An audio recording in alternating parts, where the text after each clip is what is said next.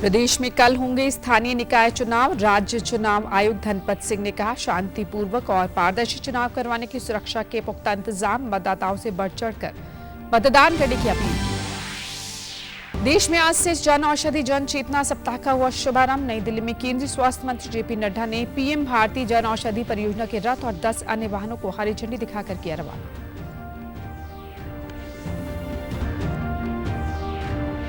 प्रदेश में जन औषधि केंद्रों पर लोगों को कम दाम में मिल रही हैं जेनेरिक दवाइयां। लोगों ने प्रधानमंत्री नरेंद्र मोदी का धन्यवाद करते हुए कहा, जन औषधि परियोजना से पैसों की हो रही है बचत।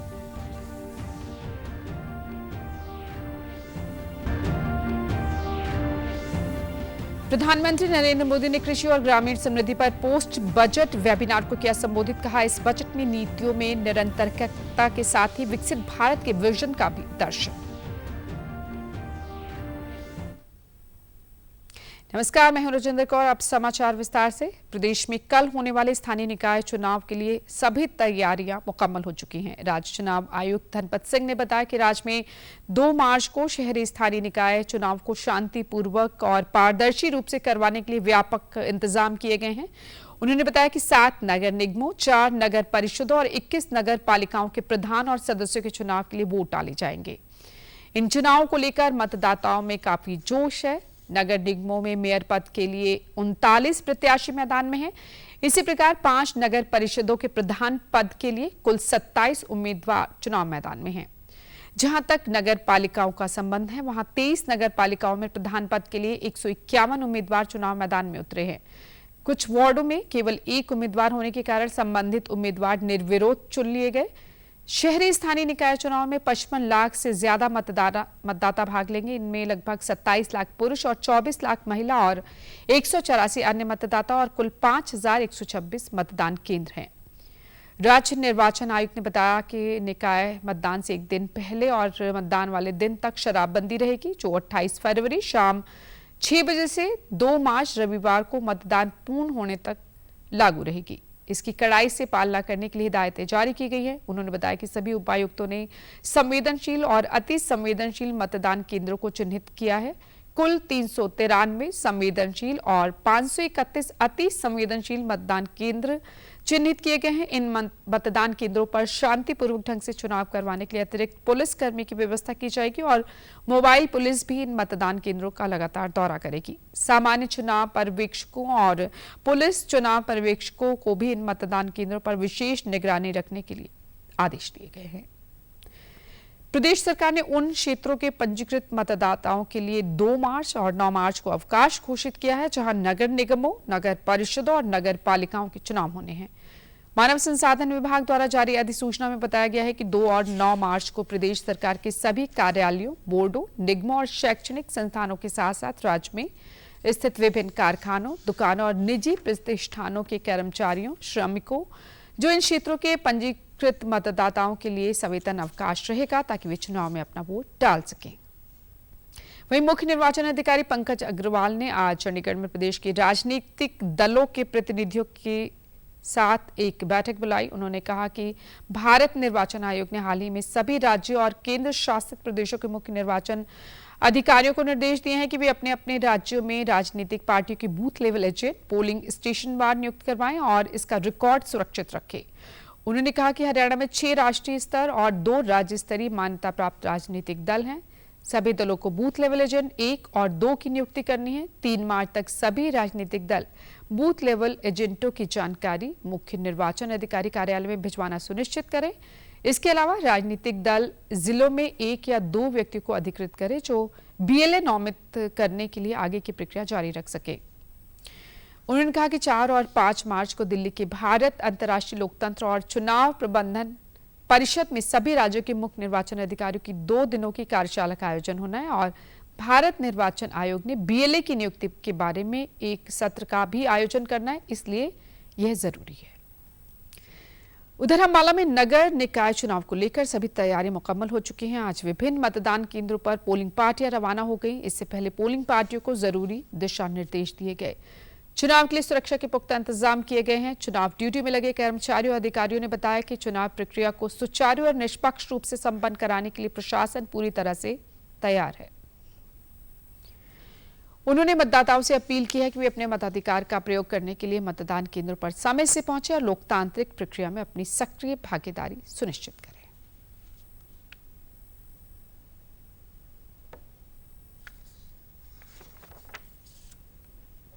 और 20+ के अप्रोक्सीमेट हमारे पास जो है वो रिजर्व पार्टीज हैं और ये पार्टीज जो है आज अपने स्टेशन पर पहुंच जाएंगी और कल सुबह जो है मतदान के लिए अपनी तैयारी को अंजाम देंगे। जहां तक व्यवस्था की बात है, हमारे बिल्कुल सारी व्यवस्था मुस्तैद है।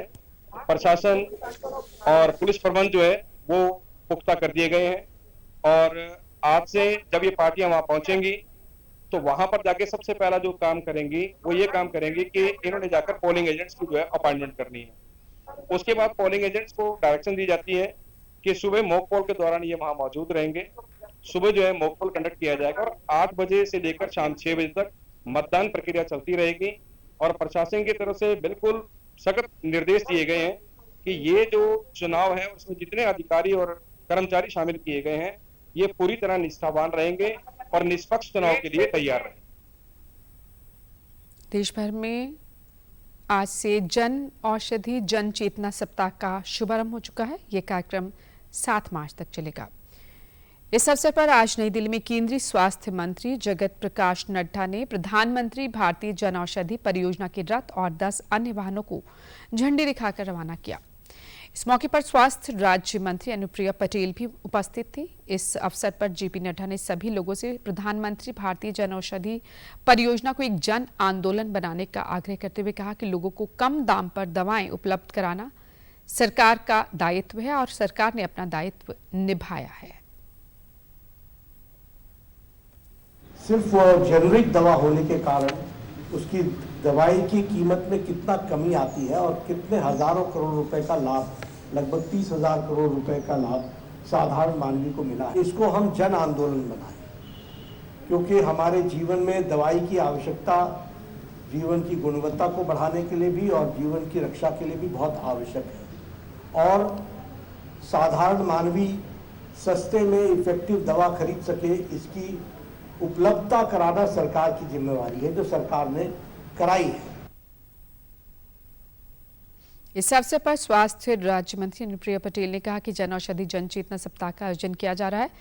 इसके अंतर्गत विभिन्न गतिविधियों के माध्यम से जागरूक किया जाएगा। उन्होंने कहा कि वर्ष 2014 से पहले देश भर में मात्र 80 जन औषधि केंद्र थे, लेकिन इसकी संख्या बढ़कर 15,000 से ज्यादा हो चुकी है। अधिक से अधिक लोगों को जन औषधि केंद्रों में उपलब्ध सस्ती दवाओं का लाभ उठाना चाहिए। राष्ट्रीय महिला दिवस भी है और जन औषधि केंद्र न केवल क्वालिटी और अफोर्डेबल मेडिसिन उपलब्ध कराने का एक बहुत बड़ा माध्यम बने हैं, बल्कि उद्यमिता को, स्वरोजगार को भी बढ़ावा इन केंद्रों के माध्यम से मिला है। आज इसका जो फ्रेंचाइजी मॉडल है उसमें खास तौर से हमारे देश के कोने कोने से जो 15,000 केंद्र खुले हैं उसमें 40% के करीब महिलाएं हैं जो आगे आई हैं और आज इन जन औषधि केंद्रों की स्थापना भी कर रही है, इसका संचालन भी कर रही है। हमारी सरकार विमेन लेड डेवलपमेंट की अवधारणा पर आगे बढ़ती है। हमने विमेन सेंट्रिक डेवलपमेंट की सोच से आगे बढ़कर महिलाओं के नेतृत्व वाले विकास की ओर ध्यान दिया है।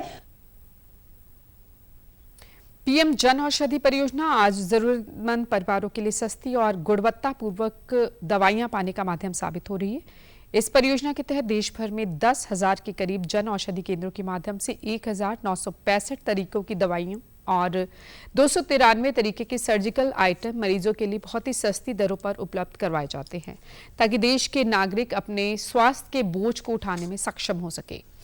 इस परियोजना के तहत 7 मार्च को जन औषधि दिवस के रूप में मनाया जाता है, जिसका मकसद जेनेरिक दवाइयों के प्रयोग को बढ़ावा देना है, क्योंकि जेनेरिक दवाएं न केवल सस्ती होती बल्कि स्वास्थ्य के लिए भी लाभकारी होती हैं और इसके दुष्प्रभाव भी कम होते हैं।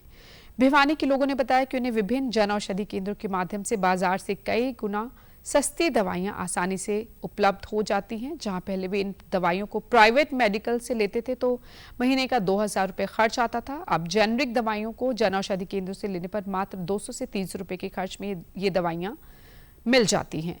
जेनेरिक दवाओं के प्रभाव के बारे में भी जानकर वे अपने परिवार के लिए यहाँ से सस्ती और गुणवत्तापूर्वक दवाइयाँ खरीदते हैं और इससे उन्हें पूर्ण स्वास्थ्य लाभ प्राप्त होता है।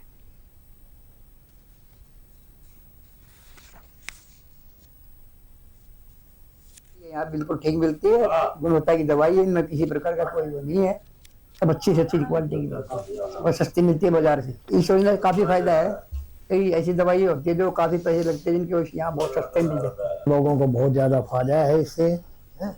और लोग इसके बारे में मतलब जागरूक हो चुके हैं। दवाई तकरीबन यहीं से ले रहे हैं लोग। 1800-1900 में जो दवाई आती थी, मतलब जैसे शुगर की, बीपी की, खून पतलाकरण की, वो यहाँ 200-300 रुपये में मिल जाती हैं। मेरे सांस की तकलीफ है और क्या नाम से मेरे गोडे दुखते हैं। मैं प्राइवेट दवाई लेता हूँ तो महंगी मिले हैं। ये मोदी की दुकान पर ले हूँ तो रेट कम मिलता है दवाइयों का। योजना तो बढ़िया है और फायदेमंद भी है, सारी चीज के पैसे की भी छूट है।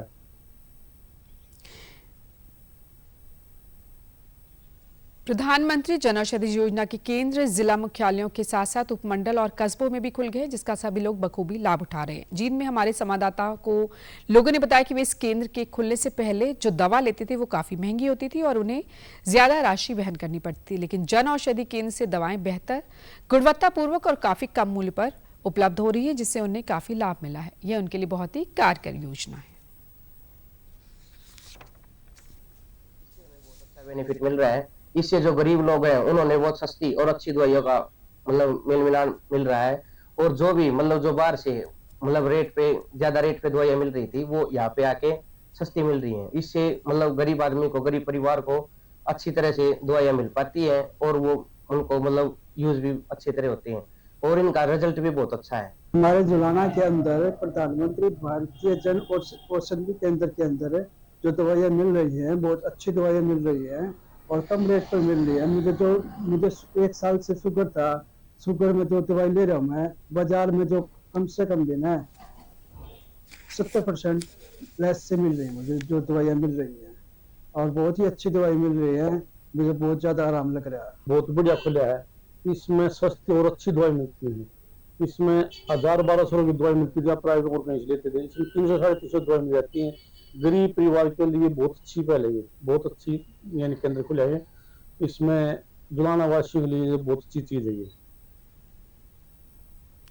उधर पंचकुला में पीएम जन औषधि योजना के स्टेट नोडल अधिकारी ओम प्रकाश शर्मा ने बताया कि इस जन औषधि साप्ताहिक कार्यक्रम का उद्देश्य लोगों को कम दाम में मिलने वाली ब्रांडेड और जेनेरिक दवाइयों के बारे में जागरूक करना है।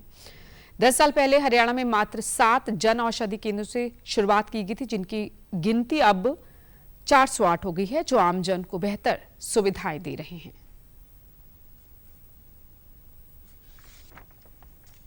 दिवस पूरे भारतवर्ष में मनाया जाएगा और यदि मैं पूरे भारत की बात करूं तो अब तक 15,000 से भी अधिक जन औषधि केंद्र ओपन किए जा चुके हैं। और वहीं यदि मैं अपने हरियाणा राज्य की बात करूं तो हरियाणा राज्य में भी अब 408 जन औषधि केंद्र ऑलरेडी खुल चुके हैं, जो आम पब्लिक को बेहतर रूप से सुविधाएं और सेवाएं दे रहे हैं।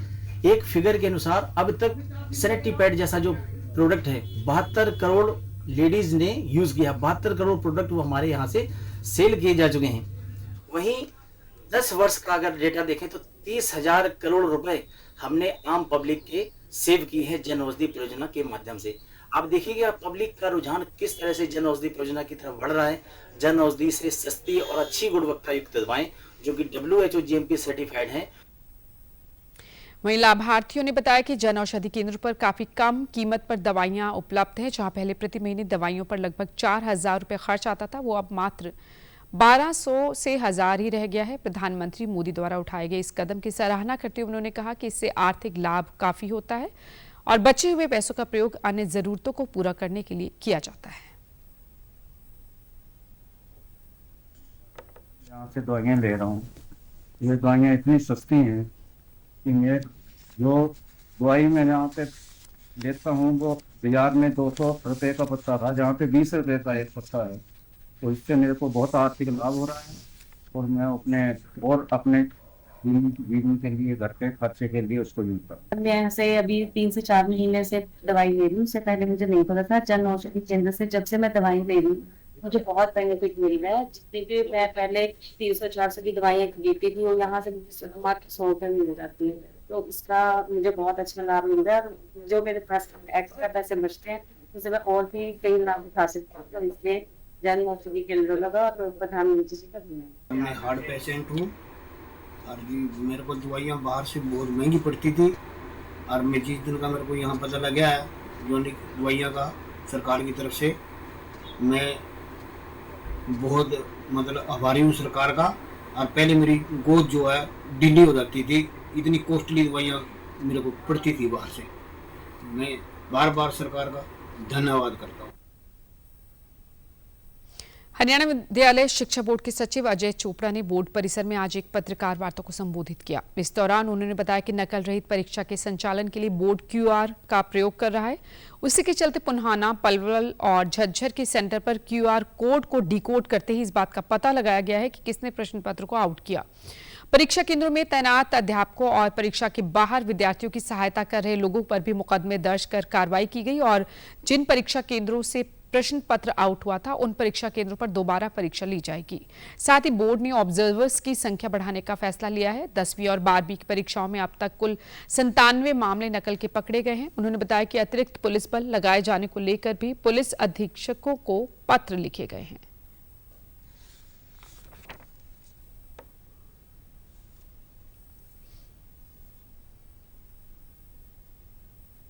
अब जितने भी हमारे सेंसिटिव जो बूथ या हमारे जो सेंटर्स हैं, सभी में हमारे ऑब्जर्वर लगाए जाएंगे।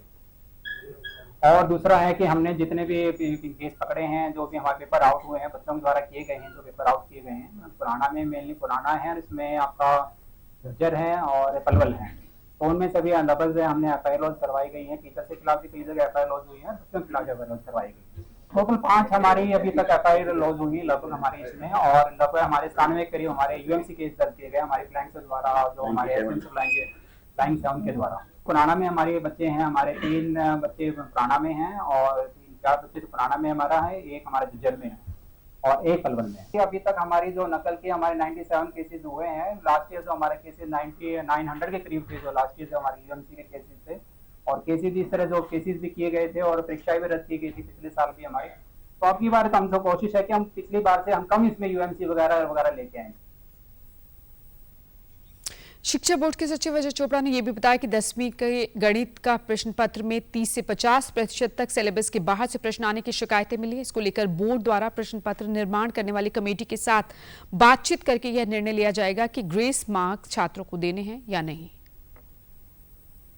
अगर कोई भी क्वेश्चन बाहर से आउट ऑफ द सिलेबस आता है तो मैं बताना चाहूंगा आपके माध्यम से, सभी बच्चे इसमें संतुष्ट रहे। अगर कोई ऐसा है तो हम उसमें ग्रेस मार्क्स जरूर देंगे उसके। तो हम जल्द से जल्द परिणाम दे देंगे, किसी बच्चे को कोई लॉस नहीं होगा हमारी बोर्ड की तरफ से। अगर कोई क्वेश्चन हमारे बोर्ड से बाहर से या सिलेबस से बाहर आया तो कमेटी चेक करेगी और तभी बता पाएंगे, क्योंकि ऐसा नहीं हो सकता कि 50% बाहर हो। मैं तो ऐसा नहीं मान सकता। एक बार फिर बात स्थानीय निकाय चुनाव की, जहां कैथल जिला में सीवन, कलायत और पुंडरी के शहरी निकाय चुनाव को लेकर तैयारियां पूरी कर ली गई हैं। उपायुक्त प्रीति ने एक प्रेस वार्ता में बताया कि कल सुबह 8 बजे से लेकर शाम 6 बजे तक अध्यक्ष और पार्षद पद के लिए मतदान होगा। इसमें कुल 45,069 मतदाता अपने मत का उपयोग करेंगे। चुनाव को शांतिपूर्ण, निष्पक्ष और पारदर्शी रूप से संपन्न करवाने को लेकर अधिकारियों और कर्मचारियों की ड्यूटियां लगाई गई हैं। मतदान के लिए सुरक्षा व्यवस्था के व्यापक प्रबंध किए गए हैं। उन्होंने तीनों नगर पालिकाओं के मतदाताओं से अपील करते हुए कहा कि वे लोकतंत्र के इस पर्व में बढ़ चढ़कर हिस्सा लें और अपने मत का बिना किसी डर, भय और लालच के उपयोग करें। प्रक्रिया है वो कंप्लीट कर ली गई है। 2 तारीख को पोलिंग डे है, जिसमें सुबह 8 बजे से चुनावी प्रक्रिया स्टार्ट हो जाएगी, जो शाम 6 बजे तक चलेगी। हमारे टोटल जो मतदाता हैं वो करीब रहेंगे, हमारे 45,000 के करीब हमारे टोटल मतदाता हैं। कैथल वासियों को, जो भी मतदाता हैं, उनसे हमारी एक गुहार है कि इस पर्व में बढ़ चढ़ के हिस्सा लें, क्योंकि जितना भी छोटी यूनिट हो जाती है इलेक्शन में, उतनी ही आम आदमी के लिए वो इम्पोर्टेंट हो जाती है। इसलिए सब लोगों से उम्मीद भी है और एक रिक्वेस्ट भी आप लोगों के माध्यम से। उधर सिरसा में कल होने वाले नगर परिषद चुनाव को लेकर जिला प्रशासन की पूरी तैयारी है। आज अपने अपने बूथों पर पोलिंग पार्टियां रवाना हो गई। पोलिंग एजेंटों ने कहा कि शांतिपूर्ण तरीके से मतदान करवाने के लिए पूरा सहयोग किया जाएगा। मतदान प्रक्रिया कल सुबह 8 बजे से शाम 6 बजे तक जारी रहेगी और मतगणना 12 मार्च को होगी। मतदाताओं की सुविधा के लिए सिरसा में कुल 143 मतदान केंद्र बनाए गए हैं। 32 वार्ड में कुल 1,60,000 वोटर अपने अपने प्रतिनिधियों को चुनेंगे। बहुत अच्छे तरीके से, और हमारी पूरी कोशिश रहेगी कि जो इलेक्शन है पूरा मतलब शांतिपूर्ण ढंग से हो और पूरा सहयोग किया जाएगा। पूरी हमारी तैयारी है और बिल्कुल निष्ठा से हम काम करेंगे सर। 100% मतदान के लिए हम सभी पब्लिक से भी अपील करते हैं कि वो जैसी भी आपकी कंडीशन हो मतदान अवश्य करें ताकि हमारा देश महान बने इलेक्शन में। हमारी ट्रेनिंग करवा दी गई है और सामान वगैरह हमने ले लिया है। लोगों से यही कहेंगे कि शांतिपूर्वक अपना मत डालें, हम पूरा सहयोग करेंगे। कोई असहाय, कोई हैंडीकैप्ड अगर मतदाता आएगा तो उसका हम पूरी हेल्प करेंगे। हमारी कोशिश रहेगी कि बिल्कुल सहयोगात्मक ढंग से चुनाव हो। उधर भिवानी जिले में भी 3 नगर पालिकाओं डोहारू, भवानी खेड़ा और सिवानी में कल सुबह 8 बजे से मतदान प्रक्रिया शुरू होगी। तीनों नगर पालिकाओं के कुल 177 उम्मीदवारों के लिए 43,293 मतदाता 46 विभिन्न वार्डों में अपने मत का इस्तेमाल करेंगे और नूह के तावड़ू नगर पालिका चुनाव में भी तैयारियां जो हैं वो मुकम्मल हो चुकी हैं। उधर कांग्रेस के गुड़गांव प्रभारी और पलवल के पूर्व विधायक करण सिंह दलाल ने राज्यपाल बंडारू दत्तात्रेय को शिकायत पत्र देकर हरियाणा में नगर निगम चुनाव में चुनाव आयोग की कार्यप्रणाली पर आशंका जाहिर की। उन्होंने कहा कि हमने उत्तराखंड के चुनाव का उदाहरण देकर बैलेट पेपर से चुनाव कराने का अनुरोध किया था, आयोग ने इसे स्वीकार नहीं किया। राज्यपाल को दिए गए पत्र में उन्होंने बताया कि आयोग ने कांग्रेस की मांग को यह कहकर अस्वीकार कर दिया कि उनके पास पर्याप्त वीवीपैट मशीनें नहीं हैं। साथ ही कहा कि अधिनियम में नगर निगम चुनाव में भी ईवीएम के इस्तेमाल का प्रावधान है। वर्तमान में देश के अन्य भागों में चुनाव नहीं हो रहे हैं, इसलिए आयोग के पास पर्याप्त ईवीएम उपलब्ध है जहां से राज्य चुनाव आयोग व्यवस्था कर सकता है। प्रदेश के मुख्य सचिव अनुराग रस्तोगी ने राज्य में कार्यरत लोक सेवकों को सबूत प्रस्तुत करने और न्यायालय की कार्यवाही में गवाह के रूप में उपस्थित होने के लिए ऑडियो, वीडियो, इलेक्ट्रॉनिक माध्यम का उपयोग करने के संबंध में व्यापक निर्देश जारी किए हैं। ये निर्देश भारतीय नागरिक सुरक्षा संहिता 2023 के प्रावधानों के अनुरूप है, जिससे आधुनिक ऑडियो वीडियो प्रौद्योगिकी के माध्यम से गवाहों की जांच और न्यायालयों में व्यक्तियों की उपस्थिति सुगम होगी। मुख्य सचिव ने प्रौद्योगिकी संचालित इस पहल का प्रभावी कार्यान्वयन सुनिश्चित करने के लिए कई निर्देशों की रूपरेखा प्रस्तुत की। सभी प्रशासनिक सचिवों, विभागाध्यक्षों, प्रबंध निर्देशकों और बोर्डों और निगमों के मुख्य प्रशासकों को लिखे पत्र में उन्होंने इन निर्देशों का सख्ती से पालन करने पर जोर दिया है। हरियाणा सरकार के सभी संबंधित अधिकारी और कर्मचारी ये सुनिश्चित करने के लिए जिम्मेदार होंगे कि आधिकारिक क्षमता में गवाह के रूप में उनकी गवाही या जांच ऑडियो, वीडियो, इलेक्ट्रॉनिक साधनों के माध्यम से की जाए। अधिकारियों और कर्मचारियों को अपनी गवाही का सुचारू निष्पादन सुनिश्चित करने के लिए वीडियो कॉन्फ्रेंसिंग सुविधा की व्यवस्था करने वाले न्यायालय अधिकारी या संबंधित लोक अभियोजक के साथ सक्रिय रूप से समन्वय स्थापित करना होगा। बिना अनुमोदन के अनधिकृत शारीरिक उपस्थिति के लिए कोई यात्रा भत्ता और महंगाई भत्ता नहीं दिया जाएगा। साथ ही उसके खिलाफ संबंधित सेवा नियमों के तहत अनुशासनात्मक कार्रवाई भी की जा सकती है। प्रधानमंत्री नरेंद्र मोदी ने वीडियो कॉन्फ्रेंसिंग के माध्यम से कृषि और ग्रामीण समृद्धि विषय पर बजट उपरांत वेबिनार में हिस्सा लिया। प्रधानमंत्री ने कहा कि हमने बजट में पीएम धन धान्य कृषि योजना का ऐलान किया है, जिसके तहत देश की 100 सबसे कम कृषि उत्पादकता वाले जिलों पर फोकस किया गया है। हमें देश के एग्रीकल्चर पोटेंशियल का पूरा इस्तेमाल करके और भी बड़े टारगेट तय पाने तक पहुंचना है। इसी दिशा में हमने बजट में पीएम धन धान्य कृषि योजना का ऐलान किया है। ये मेरे लिए अत्यंत महत्वपूर्ण योजना है। इसके तहत देश के 100 सबसे कम कृषि उत्पादकता वाले जिले, लो प्रोडक्टिविटी वाले जिलों के विकास पर फोकस किया जाएगा। आप सबने विकास के कई पैरामीटर पर एस्पिरेशनल डिस्ट्रिक्ट कार्यक्रम से मिले नतीजों को देखा है। इन जिलों को कोलैबोरेशन, गवर्नेंस और हेल्दी कंपटीशन का और कन्वर्जेंस का बहुत फायदा मिल रहा है। प्रधानमंत्री ने आगे कहा कि सरकार ग्रामीण अर्थव्यवस्था को समृद्ध बनाने के लिए प्रतिबद्ध है। पीएम आवास योजना ग्रामीण के तहत करोड़ों गरीबों को घर दिया जा रहा है। उन्होंने कहा कि स्वामित्व योजना से संपत्ति मालिकों को संपत्ति का अधिकार मिला है। समृद्ध बनाने के लिए प्रतिबद्ध है।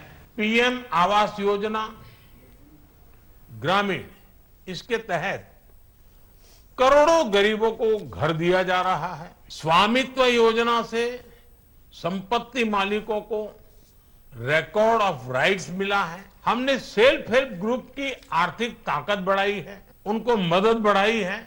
प्रधानमंत्री ग्राम सड़क योजना से छोटे किसानों और कारोबारियों को फायदा हुआ है।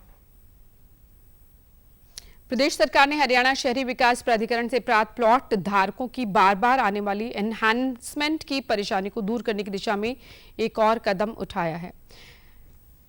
राज्य सरकार ने विवादों से समाधान योजना 2024 के तहत प्लॉट धारकों को एक अन्य अवसर दिया है। अब उक्त प्राधिकरण से प्लॉट ले चुके लोगों को एनहांसमेंट के समाधान के लिए 14 मई 2025 तक आवेदन करने की अनुमति दी गई है। एक सरकारी प्रवक्ता ने बताया कि प्रदेश सरकार ने प्लॉट धारकों को समाधान योजना के तहत कम राशि में भुगतान करने का एक बार फिर से सुनहरा मौका दिया है। इसमें प्लॉट धारक अपनी बकाया एनहांसमेंट राशि को रियायती दर पर निपटा सकते हैं। इसमें कोई कानूनी जटिलता भी नहीं है। यह योजना विभिन्न श्रेणियों के अंतर्गत आने वाले आवासीय plot, floor wise registration, group housing society, साथ ही संस्थागत और औद्योगिक प्लॉट वाले सभी आवंटियों और प्लॉट धारकों के लिए उपलब्ध है। उन्होंने बताया कि योजना 140 सेक्टरों में फैली हुई है और 5000 से ज्यादा आवेदकों के लिए 550 करोड़ रुपए से ज्यादा छूट प्रदान करती है। योजना का 223 आवंटी पहले ही लाभ उठा चुके हैं। एनहांसमेंट के समाधान के लिए आवेदक vss.hsvph.ry.org.in पर 14 मई तक आवेदन कर सकते हैं। सरकार ने प्रदेश में ओलंपिक, एशियाई और कॉमनवेल्थ खेलों के लिए खिलाड़ियों की पौध तैयार करने की प्रक्रिया शुरू कर दी है। इसके लिए राज्य सरकार ने खेल नर्सरी योजना 2025-26 बनाई है। इस योजना के तहत स्थापित नर्सरियों में अंतर्राष्ट्रीय मानदंडों को ध्यान में रखकर खिलाड़ियों को प्रशिक्षित किया जाएगा। एक सरकारी प्रवक्ता ने बताया कि प्रदेश सरकार ने राज्य में खेलों को बढ़ावा देने के उद्देश्य से सरकारी, निजी शिक्षण संस्थानों, पंचायत और निजी खेल संस्थानों से खेल नर्सरी स्थापित करने हेतु आवेदन आमंत्रित किए हैं। इन संस्थानों में केवल ओलंपिक, एशियाई और कॉमनवेल्थ खेलों में सम्मिलित खेलों के लिए ही खेल नर्सरियां खोली जाएंगी। इच्छुक संस्थान विभागीय वेबसाइट पर जाकर ऑनलाइन आवेदन कर सकते हैं। आवेदन करने की अंतिम तिथि 15 मार्च 2025 निर्धारित की गई है। प्रवक्ता ने कहा कि प्रदेश सरकार की खेल नीति को देश भर में सर्वश्रेष्ठ माना जाता है। पिछले कई सालों से हरियाणा के खिलाड़ी अंतर्राष्ट्रीय प्रतियोगिताओं में किसी भी अन्य राज्य से ज्यादा मेडल लेकर आ रहे हैं। प्रदेश सरकार द्वारा अंतर्राष्ट्रीय स्तर पर मेडल विजेताओं को जहां सरकारी नौकरी दी जाती है, वहीं अच्छी खासी इनामी धनराशि भी दी जाती है। उन्होंने बताया कि ओलंपिक खेलों में मेडल जीतने वाले खिलाड़ियों को हरियाणा में सर्वाधिक राशि दी जाती है। ओलंपिक में स्वर्ण पदक विजेता को 6 करोड़ रुपए, रजत पदक विजेता को 4 करोड़ और कांस्य पदक विजेता को 2 करोड़ 50 लाख से की पुरस्कार राशि दी जाती है। प्रधानमंत्री ने भारत मंडपम में NXT कॉन्क्लेव में हिस्सा लिया। सम्मेलन में वैश्विक नेता, नीति निर्माता और विविध उद्योगों के विशेषज्ञ भी शामिल हुए। कार्यक्रम के दौरान पीएम मोदी ने न्यूज़ वर्ल्ड चैनल को भी लॉन्च किया। उन्होंने कहा कि आज के समय में वोकल फॉर लोकल और लोकल फॉर ग्लोबल के विजन को सच्चाई में बदलते हुए देख सकते हैं। पहले मैंने vocal for local and local for global का विजन देश के सामने रखा था। आज हम इस विजन को सच्चाई में बदलते हुए देख रहे हैं। आज हमारे यहाँ आयुष प्रोडक्ट्स और योग लोकल से ग्लोबल हो गए हैं। दुनिया में कहीं पर भी जाइए, कोई न कोई तो योग को जानने वाला मिलेगा ही। आज भारत के सुपरफूड, हमारा मखाना लोकल से ग्लोबल हो रहा है। भारत के मिलेट्स, श्री अन्न भी लोकल से ग्लोबल हो रहे हैं। साथियों, मिलेट्स ही नहीं, भारत की हल्दी भी लोकल से ग्लोबल हो गई है। भारत दुनिया की 60% से ज्यादा हल्दी की सप्लाई कर रहा है।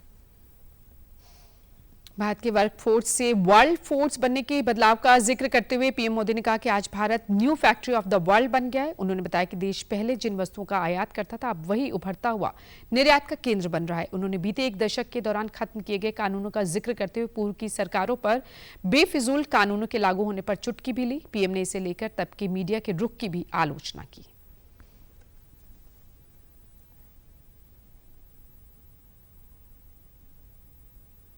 दशकों तक दुनिया भारत को अपना बैक ऑफिस कहती थी, लेकिन आज Bharat new factory of the world बन रहा है। हम इस बुलेटिन में फिलहाल इतना ही, इजाजत दीजिए, नमस्कार।